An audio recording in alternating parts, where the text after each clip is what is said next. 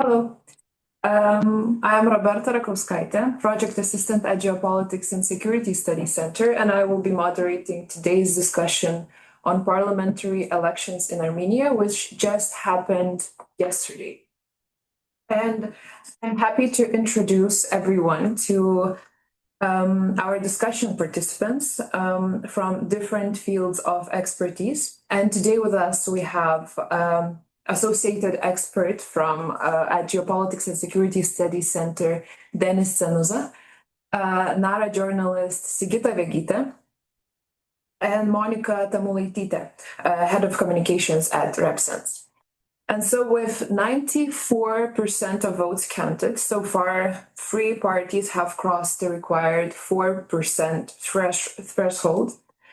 So civil contract led by Prime Minister Nikol Pashinyan is leading with 50% of the vote. Karapetyan's strong Armenia is second with 23%. And the Armenia Alliance, led by former President Kocheryan, has so far 10% of the vote. And it's still unclear whether prosperous Armenia will cross the threshold, but we will soon see. And right before we dive into the analysis of the election results, I would like to election results and society's reactions and a broader discussion on Armenia's current geopolitical stance.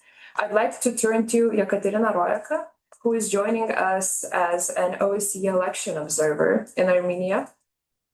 Could you tell us how the election result process was managed on the ground? What are your general and personal impressions and about the way election process was held? Hi, Monika. Yeah, indeed, it was a very specific elections, and I should tell that the process was very smooth. But we should understand the whole environment here, that this is unprecedented for Armenia, and the elections have taken place under the circumstances unlike any in the country's modern history.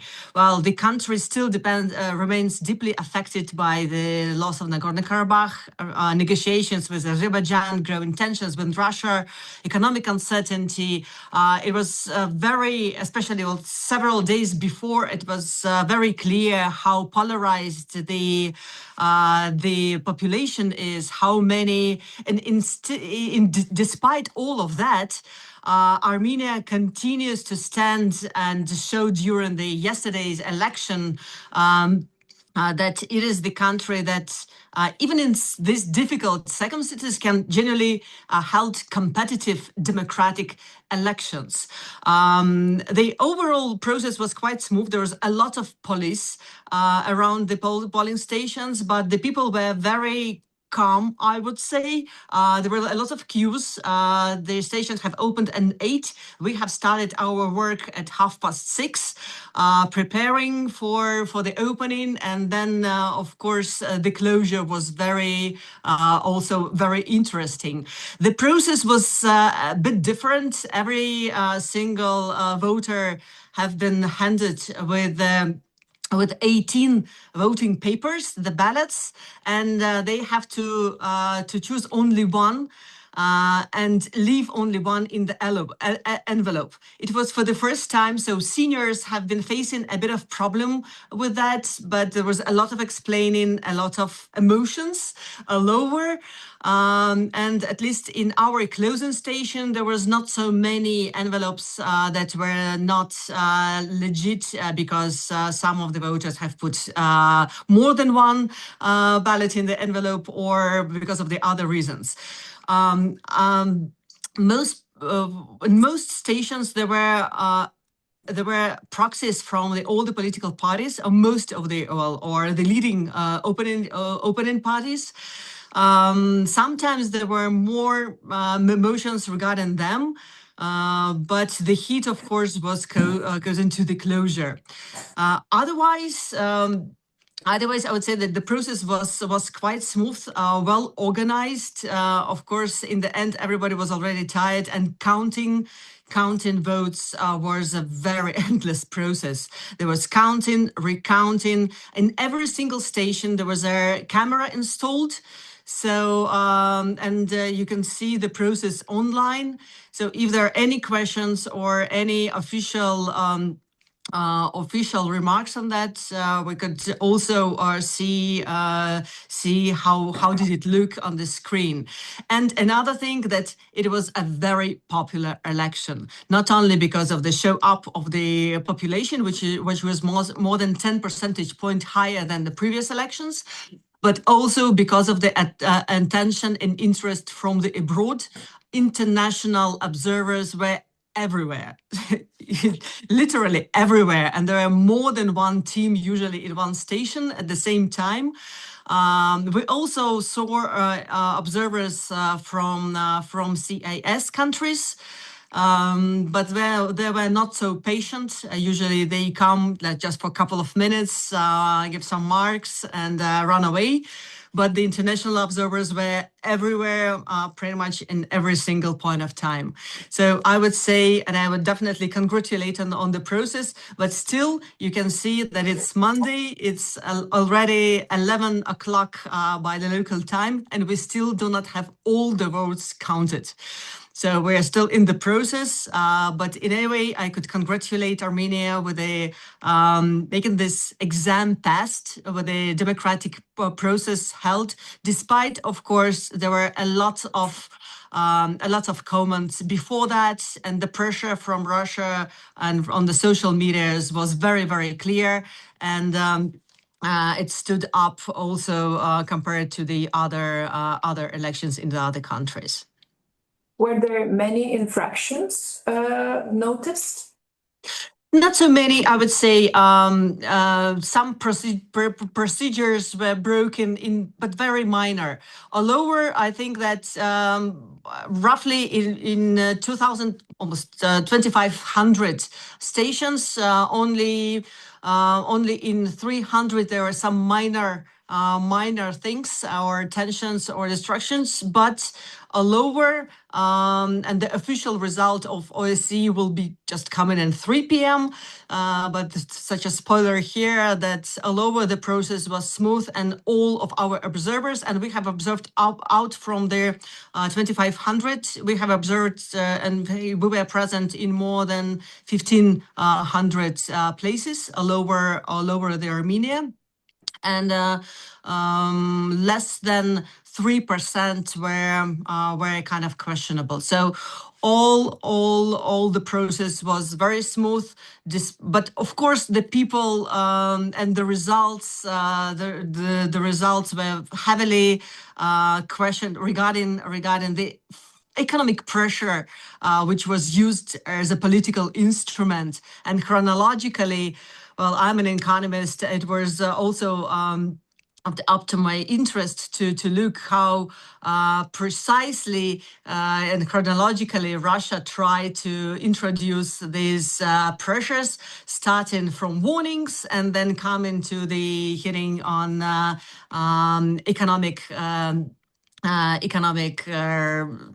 types from mineral water and the flowers and the fish, everything that we have known and we have felt that Russia usually does.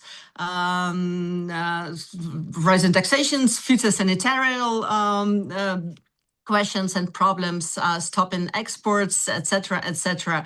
But I would definitely say that this also had an impact, but not in the favor of Russia, since many people we have talked on the streets before the election and during the elections, and they talked really willingly. That all the pressure that they have felt in recent several months have made them only stronger, and have meant them to decide whom to vote for. So we feel that the democracy here, while fragile, but it's still and it's getting stronger too. Thank you so much for this very elaborate comment. I will ask now a couple of questions to our discussion participants, and but I encourage everyone to type their questions into the chat box, and I will make sure to voice them out a bit later. And since we have quite a few speakers, I encourage you also to specify to whom you are directing the question to. So, Denis, opinion surveys before the elections showed diminishing support for Pashinyan and the civil contract, also many undecided voters. And yet Pashinyan's victory was predicted. Could you elaborate on the paradox we're seeing? Diminishing support for Pashinyan and yet a parliamentary majority gained. How does the parliamentary seat allocation work, and maybe also how did the current allocation change since 2021 elections? Thank you, Roberta, for the question. I was listening very careful to what Ekaterina was telling. She seems very inspired from the outcome of the elections, and I congratulate as well the Armenian citizens who are supporting the democratic processes in this country. Regarding your question, I think that it was very important to observe that Pashinyan was trying to set the tone. So the public agenda was set by him. And especially in the last few weeks of the electoral campaign, you could see him interacting, sometimes a little bit too emotional, from my point of view, with the voters on the streets of different cities across Armenia. So he was not trying to shy away. He was really interested in having these debates, and those debates to be broadcasted or to be disseminated to the larger amount of people they could reach. So I think that it was a smart electoral strategy to be as visible as possible, as well as to counter the opposition, which usually is associated with oligarchs. Somebody who is not close to people, somebody who is most likely in Armenia linked to Russia. And therefore, he really made very clear his profile, political profile. Of course, the ruling party had the advantage of being in power. They knew very well how the administrative machine works. But as we see from the comments from Ekaterina, there is a clear understanding that the process was respected, that there were improvements, especially the fact that you could see the voting process and react if that was necessary. But going back to why I think that Pashinyan had an upper hand, it's also remarkable the amount of support he received from the West.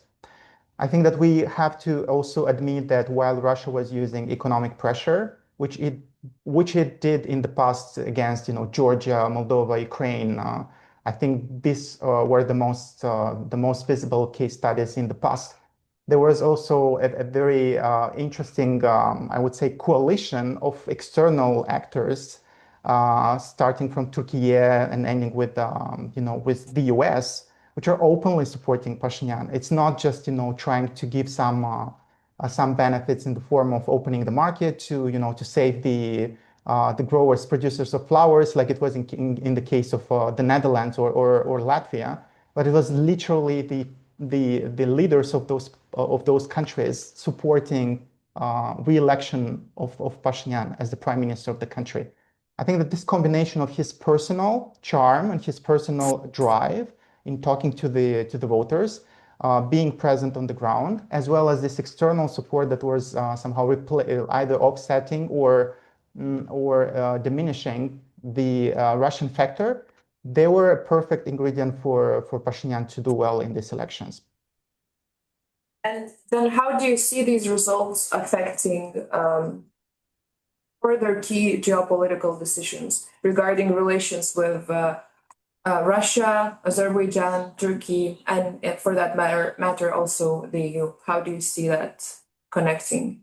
I'm a proponent of the idea that Armenia will have to give up on its balancing act. It's not possible to really keep close relations with Russia and at the same time go towards the EU. It was strategically smart to not escalate with Russia right now. I think that was right. But at the same time, I don't believe that you can really combine a European vector of the country with staying in the Eurasian Union. Now, what will be the strategy, the long-term strategy to reduce the costs of decoupling from Russia and integrate as quickly and as efficiently as possible with the EU? This is a different topic. But I think that at the moment there is an understanding, and Pashinyan has been very clear that they want to reduce the leverage that the Russian proxies, meaning the oligarchs, have on the political landscape in Armenia. That's one priority they have, which is very important because if you start liberalizing the market, which is an important part of economic integration with the EU, they will have to regulate certain areas, and that means also energy sector and transportation, especially given that they want to build a trip road, and this requires to have as liberalized as possible that sector of the market. So measures that will be taken by Pashinyan, which will make him exactly like you pointed to that, it will not give him a lot of credit because he will take radical decisions, probably not very popular reforms that will require, to change the mindset of many players in economic players as well as political, probably public sector as well will be reshaped in order to correspond to the new trend that the country is taking on. But at the same time, it's about foreign policy. And although Armenia will have to decide how it deals with Russia, this will come with costs. I believe that Russia will continue to use the gas, the energy sector especially. This is probably the most vulnerable area where Pashinyan will have to find solutions. I'm not sure that Azerbaijan or Turkey will chip in and will sell cheap gas to Armenia. It just doesn't make sense for them to strengthen the democracy in Armenia. This is another paradox that probably will touch on. Neither Aliyev nor Erdogan are really interested to see a fully democratic country. They like Pashinyan. They want to talk to him because he is making concessions, because he is constructive in his approach. But I'm not sure they want to have a prosperous, democratic country that will somehow be used by the opposition in Azerbaijan and Turkey to show that, look, we have neighbors that actually are doing well, and probably we have to, learn from them how to build democracy at home. Sigita, you're now working in Armenia and traveling for quite some time. In international media lately, these elections are repeatedly named as a crucial turning point on deciding where Armenia is leading it, putting its future path. Also, it is repeatedly said that Armenia is still balancing, as also Denis just mentioned, between Russia and the West. But could you tell us a bit more, what opinions and reactions are you noticing in Armenia's society itself? How are these elections seen by society members themselves? Maybe yesterday during the election day and just previously during the last couple of weeks. Are there any patterns that stand out to you? Yeah, thank you for this question. I'm still trying to figure out it, actually, being here in Armenia.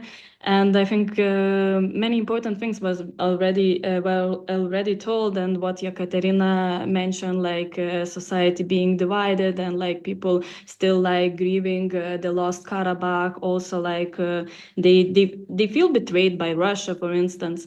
But I wouldn't say that like people are discussing about Armenia being between the West and the East. They really understand what Armenia's place on the map is. is. They really understand that they can't just get rid of Russia. Yeah, they say we can't trust Russia anymore, but we can't like just turn out of Russia.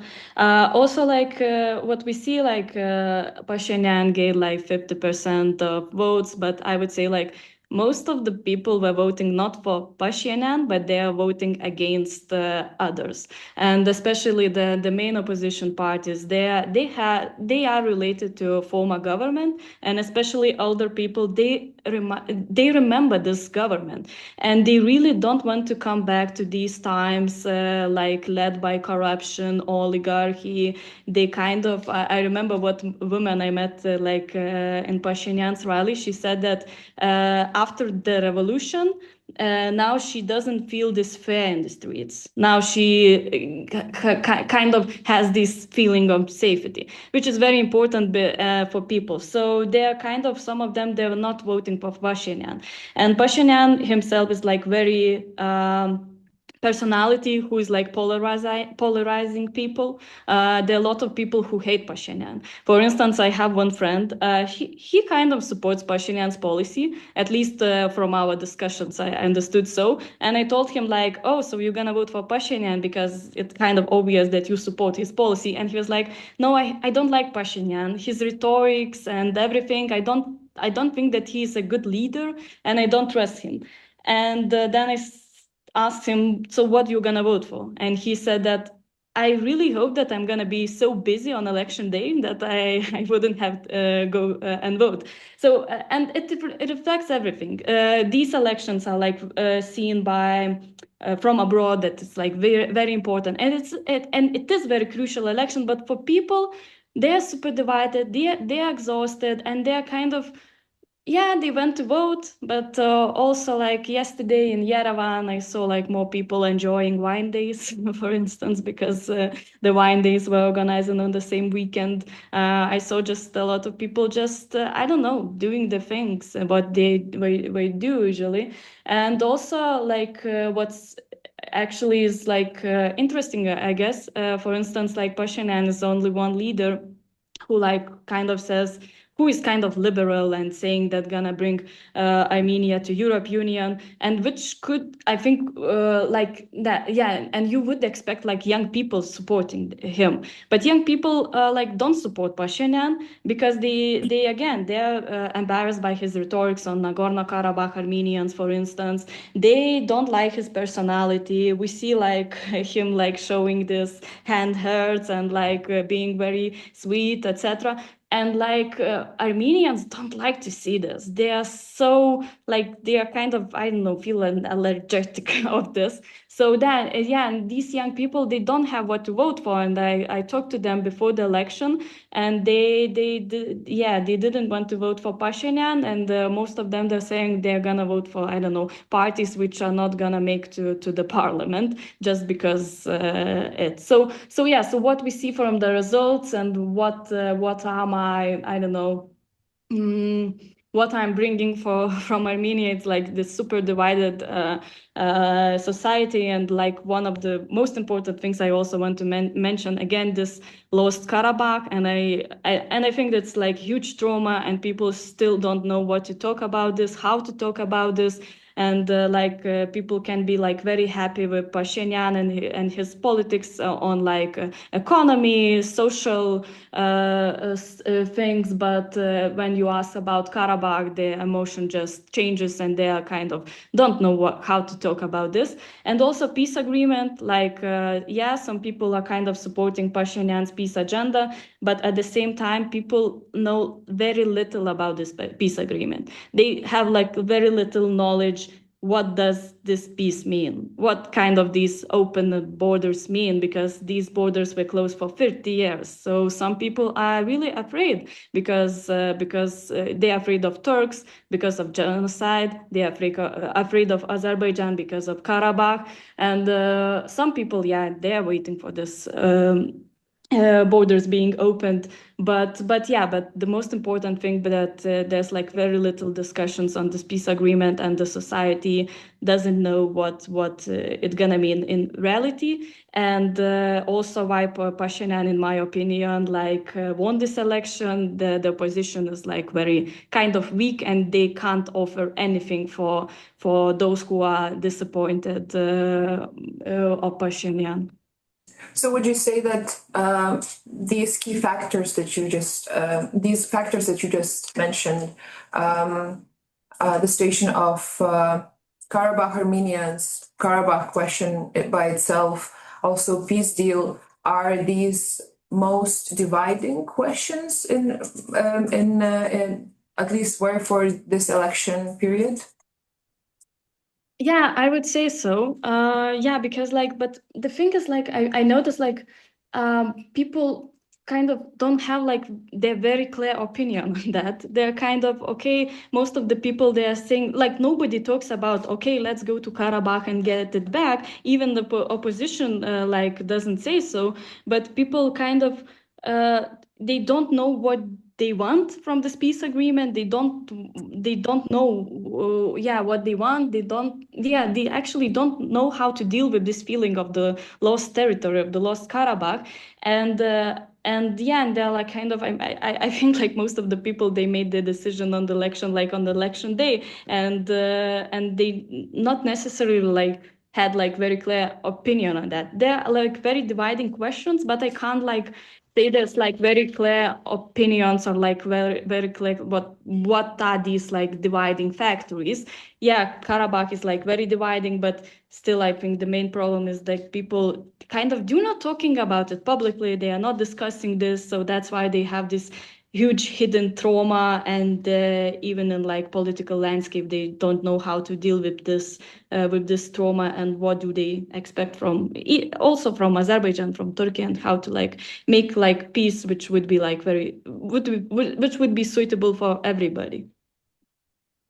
Monika, since April 2025, more than a year ago, Kremlin-linked disinformation networks have increasingly targeted Armenia's political space, mainly seeking to erode trust in government institutions and also discredit Prime Minister Pashinyan. With Repsense, you did an extensive research on the pre-election information environment and social networks. Could you share with us what you observed? What narratives were circulating, where they appeared to originate, and also maybe how quickly they were spreading? Yes, hi everyone. Happy to be invited. So basically, the adversaries were using the same playbook that we have seen in Moldova, that we have seen in Hungary. There were even cases where the same identical text was used, only the country and the candidate was changed. So they were quite optimal with their spread. But briefly on what we have done these 8 past months, it was probably the largest and the longest research that we have done so far.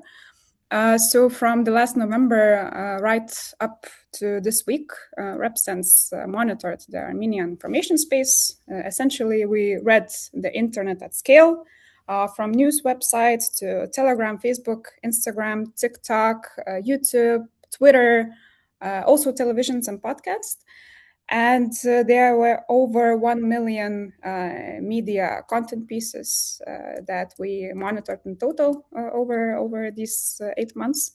But we didn't work alone. Our partners ran national public opinion surveys, and they measured what Armenians actually think. Meanwhile, we measured what the media supplies and which topics dominate and which way they lean, whether they are more pro-Russian or more pro-government. Like, for example, Turkey-Armenia border reopening, is it good or bad? And there were 12 binary narrative scales in total. So we measured the gap between what Armenians think and what the information environment tells them to think. And the gap between those two things, what was been broadcasted and what people actually believed reflects the whole story of this election and even the result. Basically, three narratives dominated everything. The first narrative looks backwards, that the government betrayed Nagorno-Karabakh region. It's about the blame for what has been lost already, and this was a sort of an emotional engine for the whole campaign.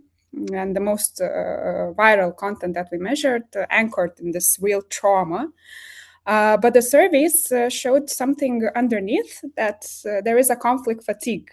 And people are grieving Karabakh, but also almost like nobody wants to fight for it again, and they are tired of that, and they're tired of conflict, and they are keen to going for peace. The second dominating narrative is looking forward, that the signing peace with Azerbaijan is surrender. It's same emotion, but aimed at stopping a concrete decision. For example, on TikTok, 9 out of 10 items framed the peace process as a betrayal, while in the surveys, a clear majority, which is 53 to 32%, supported it. And then Pashinyan's entire campaign was built under one word, peace. And as Sigita mentioned, he was using this heart symbol in his TikToks and etc. And the third narrative, and probably the most dangerous, was that the election is rigged and your vote is pointless. And that one wasn't trying to win some sort of an argument, it was trying to keep people home. And meanwhile, at the end, the turnout was the highest in free elections, I think. So on its core objective, the campaign has failed. And looking into how everything moved from and where everything came from, the framing wasn't invented in Armenia, of course. It maps closely onto messaging that Kremlin-aligned outlets have pushed about Armenia since 2023. There were no original ideas, and what we have documented was a three-layer pipeline. So the first layer is the source, the Russian state media and the Kremlin-linked outlets, which is Sputnik, Rybar, and other channels of the family. That's where the framing was originating. The second layer is the middleman, the anonymous pro-Russian Telegram channels and some obscure websites. So they take the content and they strip away the Russia labeling. So the audience no longer sees where it came from. And the third layer is the local delivery, so Armenian language accounts, many styled as independent news outlets, several linked to opposition-aligned media, were posting near identical content within hours of each other. And we traced that the content, which was traveling through all these three layers within minutes, and humans don't publish things that fast, automation does. And now we can prove that with the large-scale data and the structural analysis. And also one thing important to mention, that this online machine ran alongside very open offline pressure, trade bans on Armenian goods, hints about gas prices, Putin publicly comparing Armenia's path to Ukraine's. And this especially escalated in the last week, as we have witnessed. Moscow ran this escalation that generated a new high-volume media event every 48 hours. But each was carrying the Russia as a security guarantee framing that the public has already rejected. So basically, what was it all for? We think that the goal was to convince Armenians that the Western path is a dead end. It's too dangerous to try and too doomed to fail. Not to make them love Russia, because after Karabakh is just unsellable. And actually, direct pro-Russia messaging was the smallest narrative thread that we have found. also, Pashinyan was framed simultaneously as a traitor and a dictator. And both of these messages served the same end. Stay home, nothing is real, nothing depends on you. So this was more of a demoralization rather than persuasion campaign to make people doubt that everything is real, to make them stay at home. So did it work? I think not. Russia flooded the channels and still lost the overall votes. And that tells us something important about Russia, that it can still saturate a channel, especially what we have seen on TikTok, because it has the resources, it has the infrastructure, it has the capacity, but it cannot manufacture demand. The playbook gets copy-pasted from country to country, as I mentioned, Moldova, Hungary, now Armenia, without asking what the local audience actually wants. And that's a weakness. But by the other measures, it might have worked, and this is where I would end on a caution, because they still dominate the platform that young Armenians use for their main as their main news source, which is TikTok, and they pushed certain opinions of that platform entirely, and the narratives that this machine has built, that peace is betrayal, democracy is a facade, every result is rigged. They are not going anywhere. Either this is a setup for contesting this election or preparing for a possible referendum after everything, because the final peace treaty with Azerbaijan requires changes to the constitution. And those are referendum narratives. So our assessment is that the infrastructure that lost this vote is already positioned for the next one.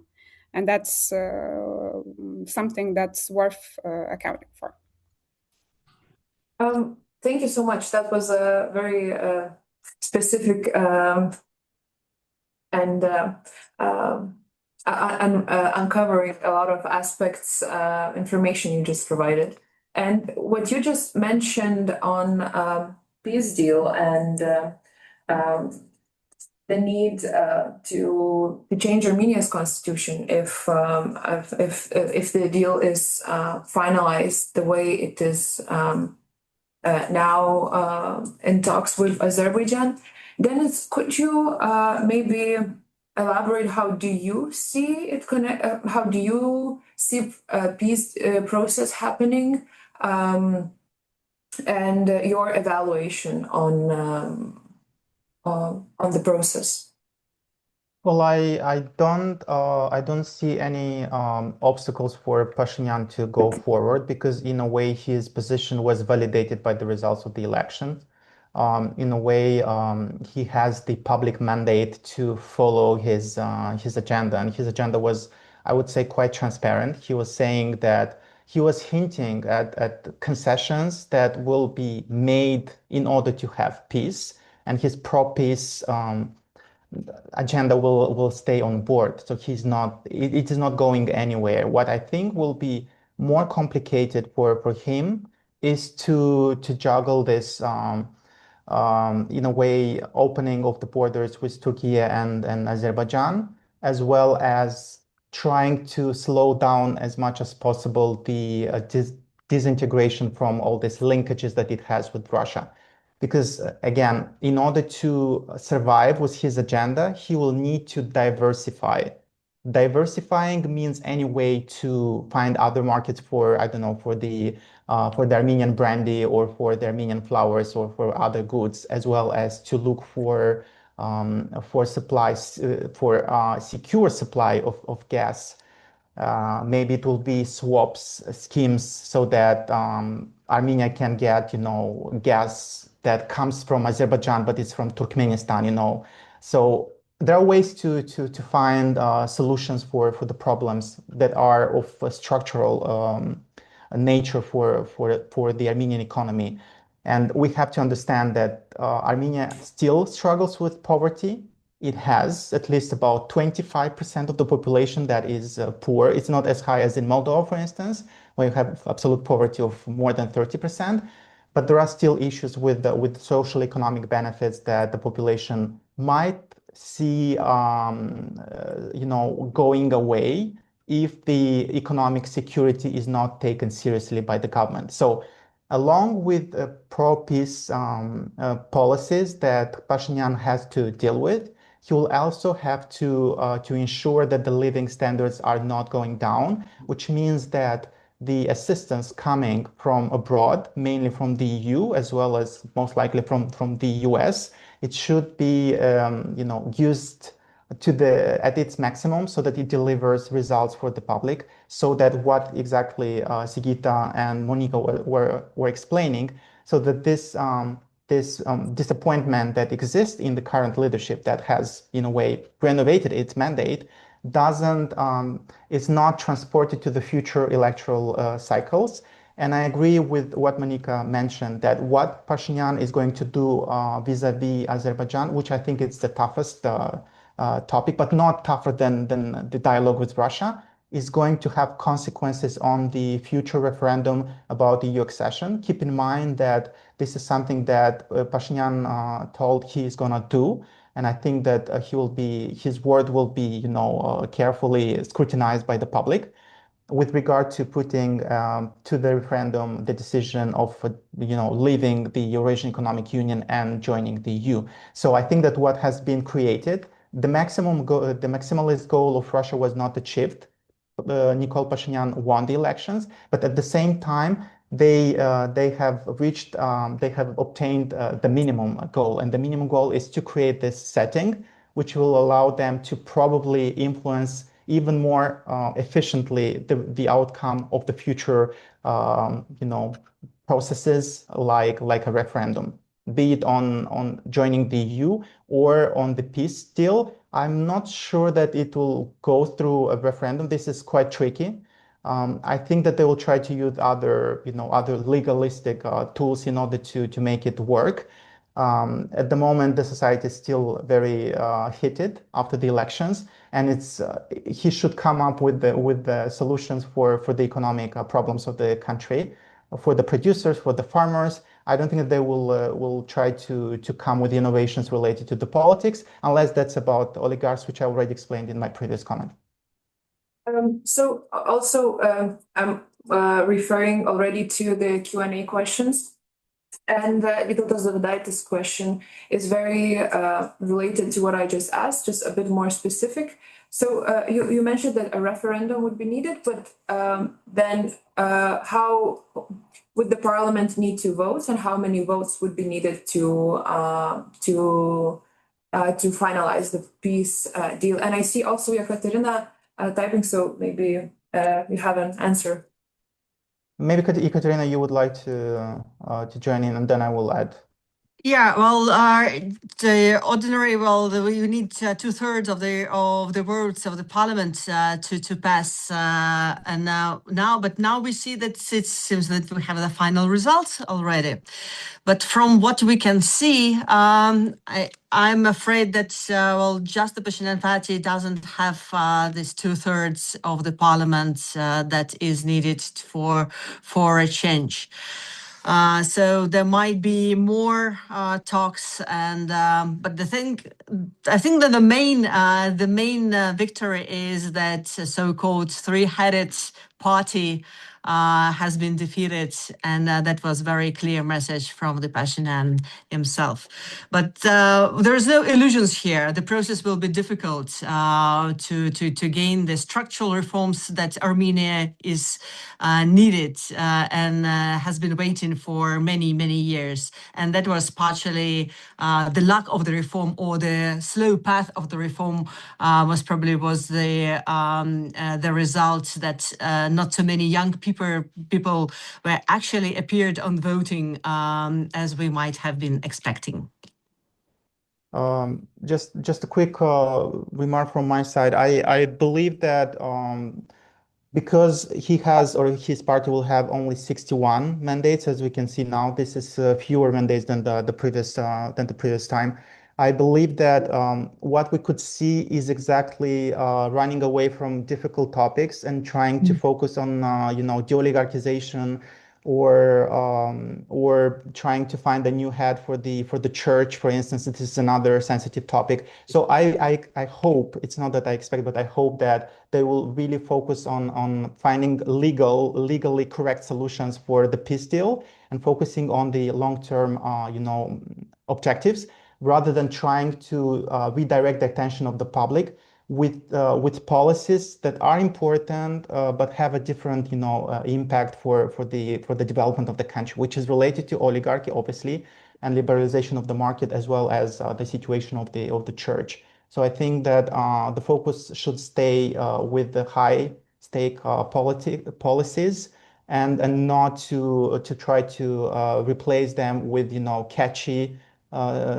issues that will give him some popularity instead of really working on difficult issues.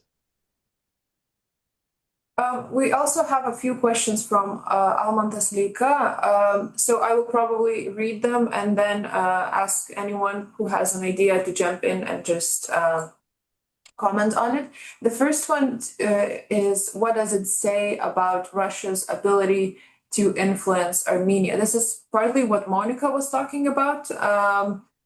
So maybe you would like to elaborate, or someone else, feel free. Yes, it's an interesting question. Why the manipulation failed in Armenia as well, and I think there are like a few reasons for that. The first reason is, as I mentioned, the same mistake that we saw in Moldova, that they push what fits their playbook, but not what people actually care about, and Armenians kept telling pollsters that their top concern was the economy, while the machine kept serving them cultural wars, that democracy is facade, that the West is rotten, and etc. And they flooded the market with a product that nobody actually ordered. And the second thing, that the messenger, the Russia is broken, its credibility in Armenia collapsed way before, since the Karabakh, and you cannot run only Russia can protect you narrative 3 years after Russia visibly just didn't.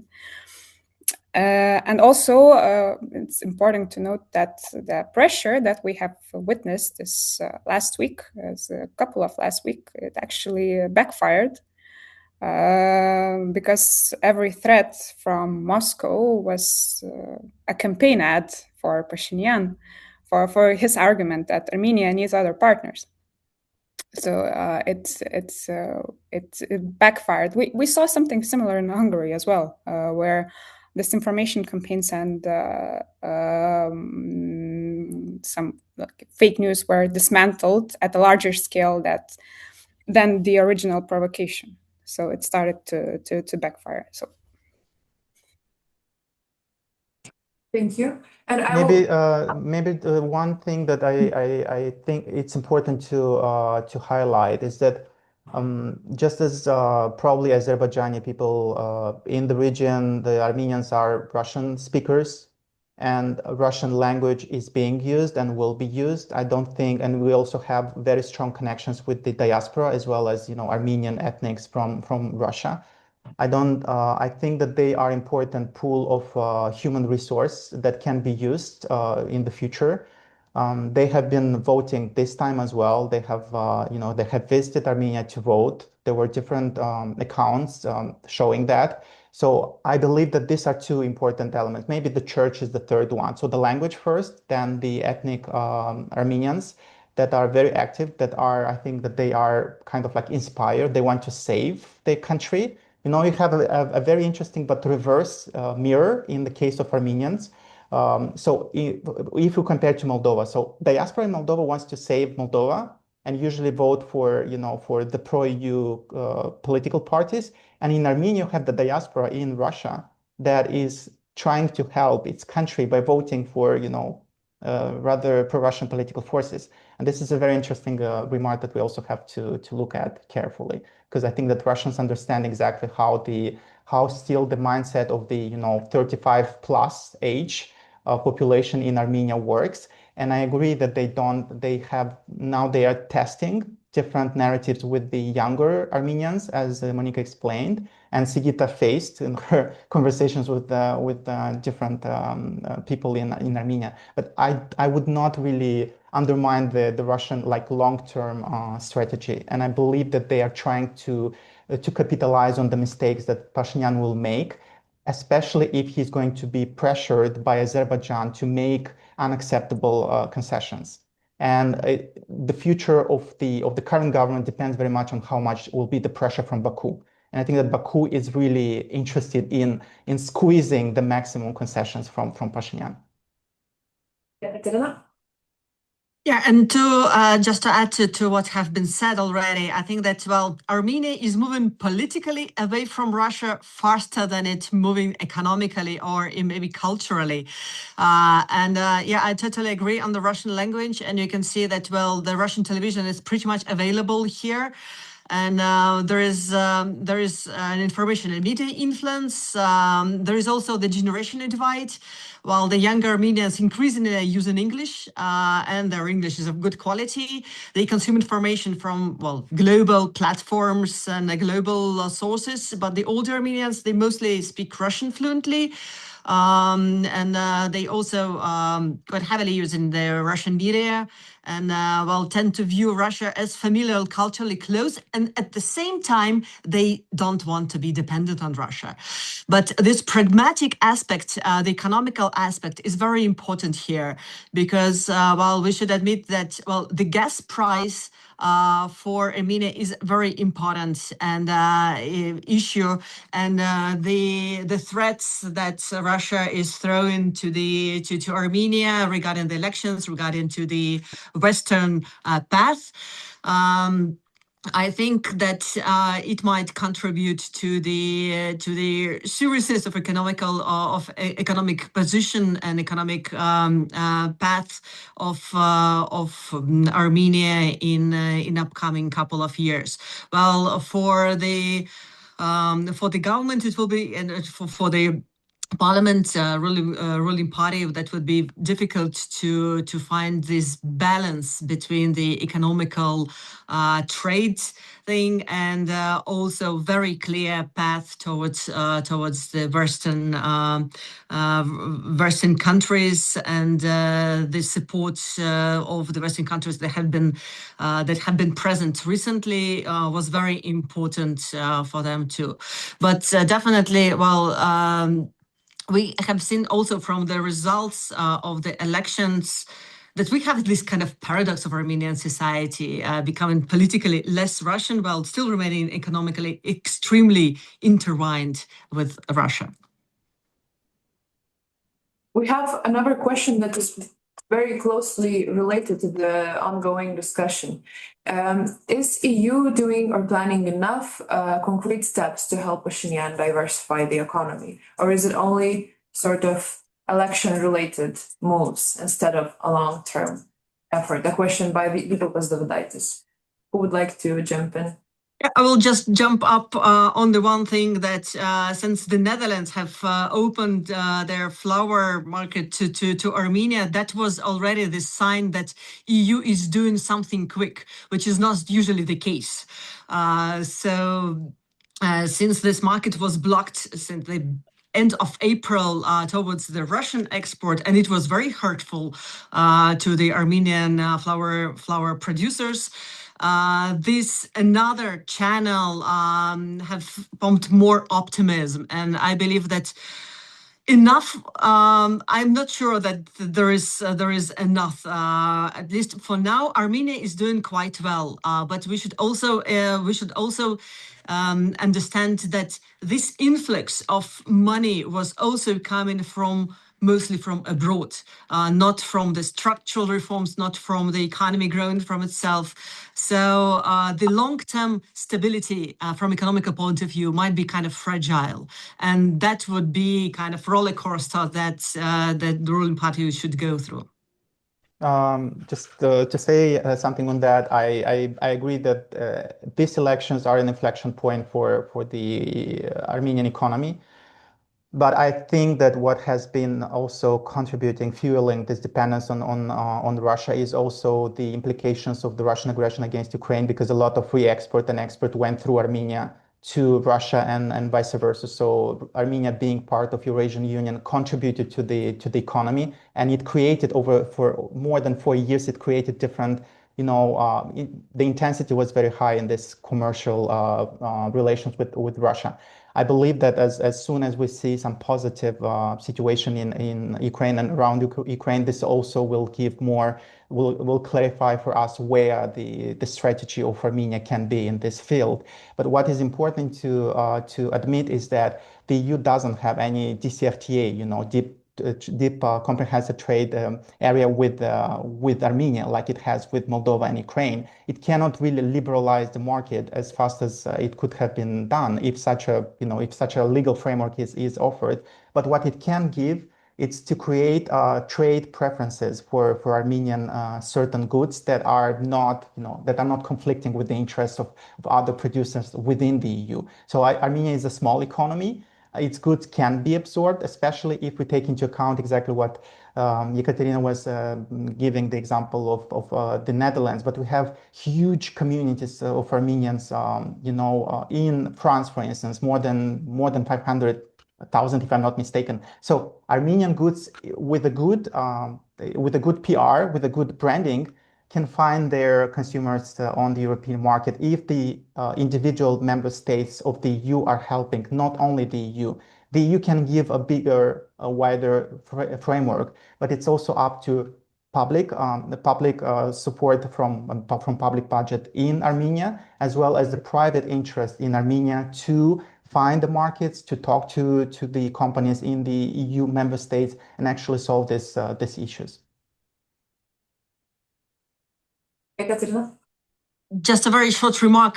It's not only the question of how EU reacts and how they open the channels, but there is a very clear lack of certification centers, for instance, in Armenia. They do not do that. They just haven't had that before, and for them, to go with the export to any kind of European country or abroad, apart from Russia, it requires more structural change, more structural reforms within the country, and that we should concentrate, or the government should concentrate to get to the further steps.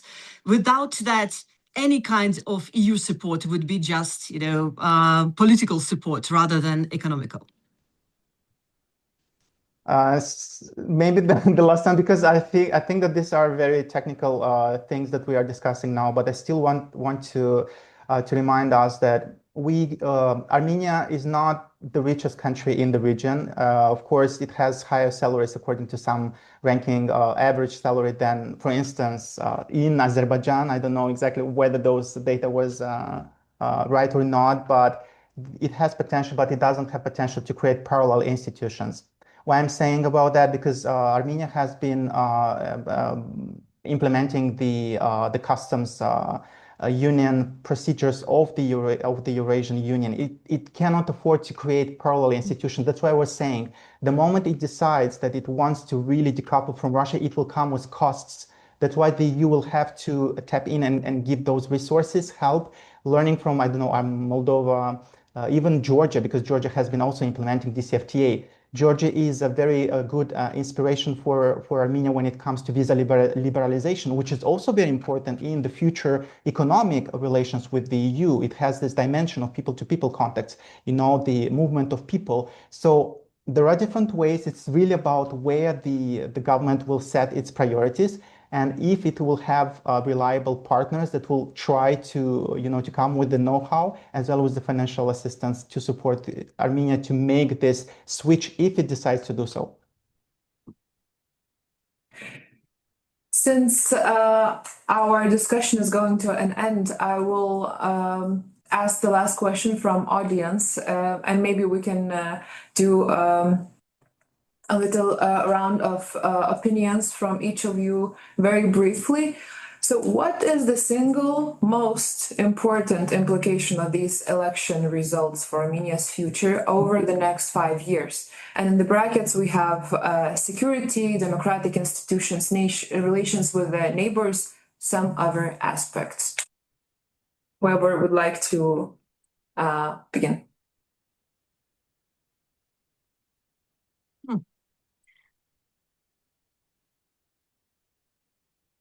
Denis, maybe you have an idea.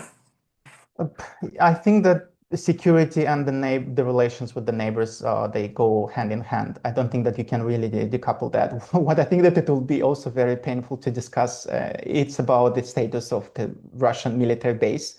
I'm sorry, but this is, we didn't talk about that, but this is a very difficult topic.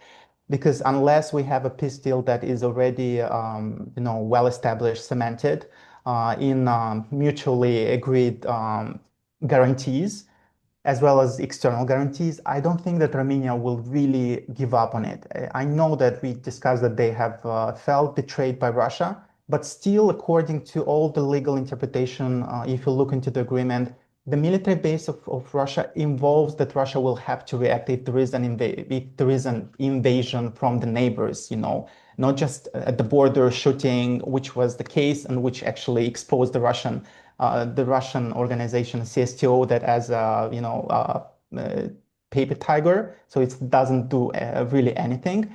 But I think that security, the relation with neighbors, and the status of Russian military base, this is what is gonna be, I think, a marking, combination of topics that will somehow come out very strongly in the coming years. Ekaterina?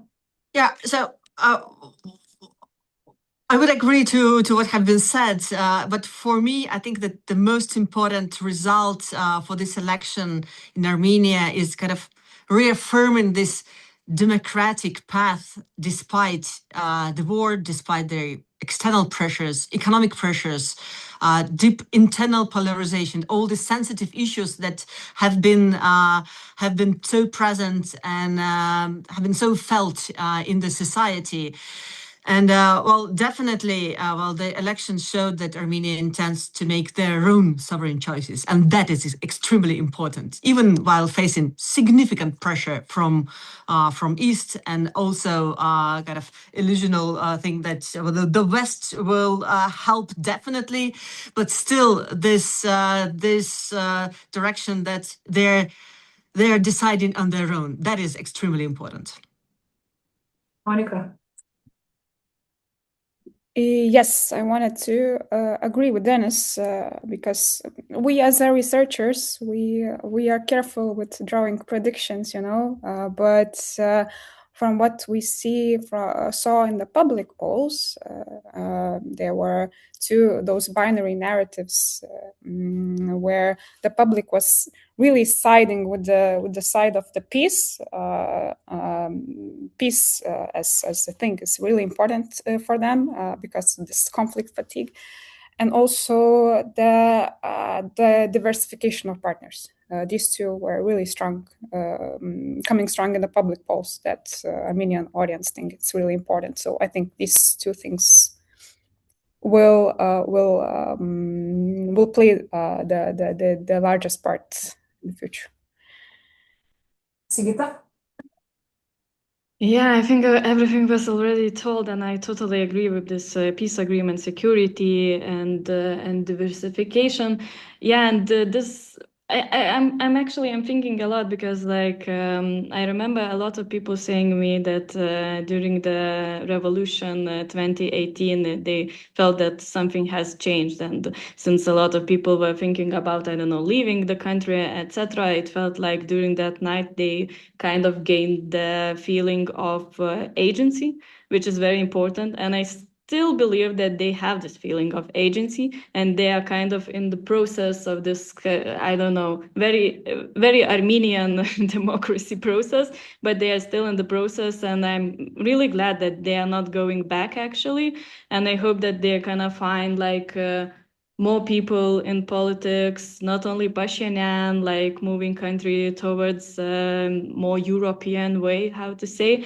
So I'm kind of think that that's gonna be the most important thing to keep this path, and also and how kind of to deal on peace, to find this like peace agreement, which is kind of which works for people, which kind of gonna feel like they are not betrayed, and Russian propaganda will not have how to I don't know, use these emotions. Thank you all very much for this interesting and also very specific in many ways discussion. And I wish you a beautiful rest of the day, and I hope we can all congratulate Armenia on these elections. Thank you. Thank you. Have a nice day. Bye. Thank you. Bye-bye.